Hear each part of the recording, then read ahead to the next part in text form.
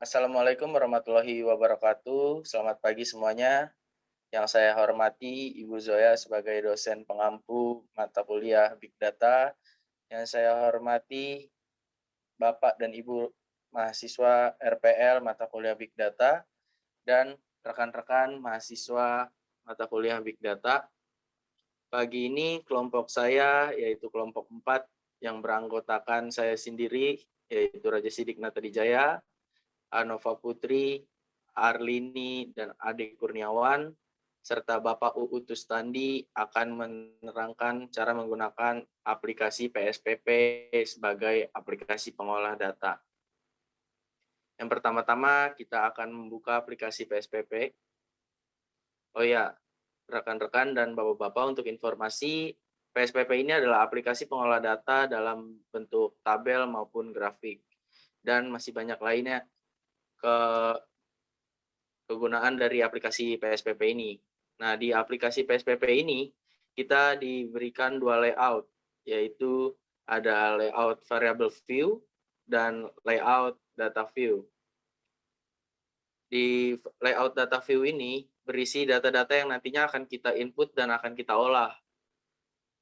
Untuk di layout variable view berisi variabel-variabel yang akan kita isi atau lebih gampangnya bahasanya adalah rumus-rumus yang akan kita gunakan agar mempermudah mengolah layout yang di data view.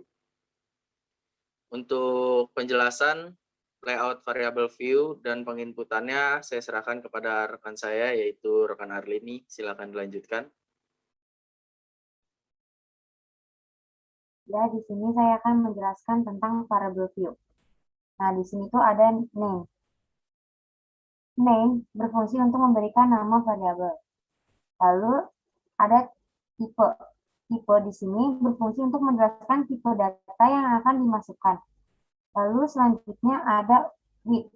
Width berfungsi untuk memberikan jumlah karakter yang dikehendaki dalam satu variabel. Lalu ada decimal. Decimal itu berfungsi untuk memberikan jumlah karakter di belakang koma yang dikehendaki dalam satu variabel. Lalu ada label. Kolom label berfungsi untuk memberikan sebuah tanda atau label pada suatu variabel. Lalu ada value. Value berfungsi untuk menggantikan sebuah nilai yang bertipe string menjadi sebuah nilai yang bertipe numerik agar dapat dilakukan pengolahan data. Lalu ada missing value. Missing value berfungsi untuk menghilangkan sebuah nilai agar tidak dimasukkan ke dalam analisis. Lalu selanjutnya ada kolom. Kolom itu berfungsi untuk menentukan lebar kolom pada data view. Lalu selanjutnya ada align. Align itu berfungsi untuk menentukan rata tulisan dari sebuah variabel. Ada penulisan rata kiri, rata kanan, dan rata tengah. Lalu ada measure. Measure berfungsi untuk menentukan skala data dari sebuah variabel. Nah, sekarang kita akan menginput data yang akan kita olah. Pertama kita ketik di table name. Kita tulis nama. Lalu di tipenya, di name ini kita tidak boleh memakai spasi, jadi kita memakai underscore. Nah, tipenya itu kita memakai tipe string.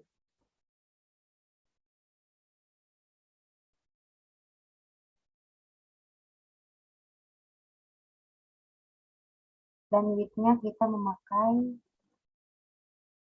15.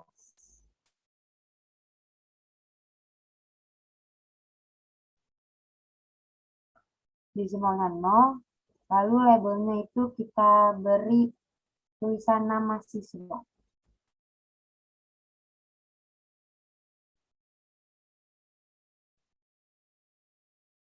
Nah, namanya gimana aja. Lalu yang kedua itu ada jenis kelamin. Karena di name ini kita tidak boleh memakai spasi, jadi kita memakai underscore. Jenis underscore kelamin. Lalu kita memakai tipe numerik.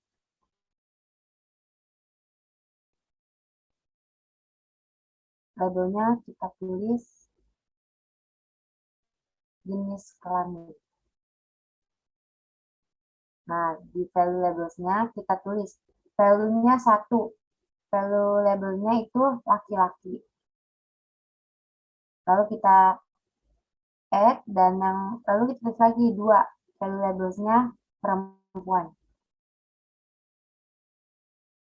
Klik add lalu oke. Lalu yang ketiga kita tulis UH. Tipenya numerik, labelnya kita tulis ulangan harian. Lalu yang keempat kita tulis UTS. Tipenya kita memakai tipe numerik, lalu labelnya ulangan tengah semester.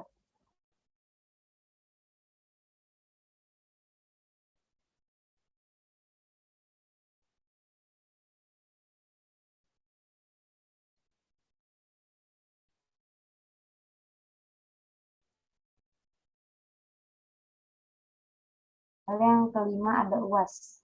Kita memakai tipe numerik, lalu labelnya kita beri ujian akhir semester.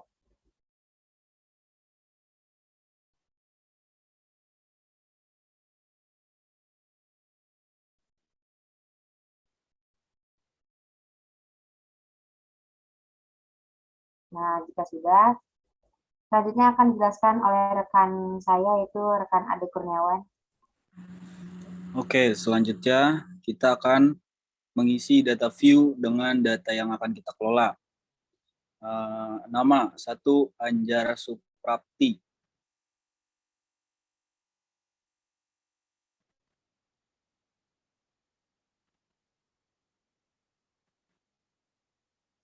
Jenis kelamin 1 karena laki-laki.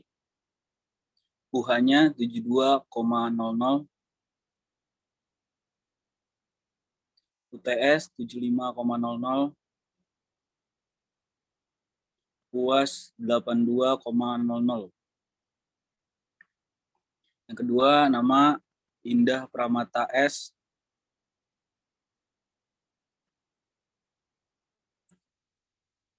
Jenis kelamin 2 karena perempuan. UH-nya 73,00. UTS 77,00.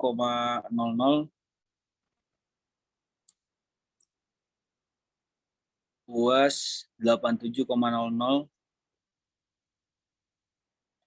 Yang ketiga, Muhammad Villa.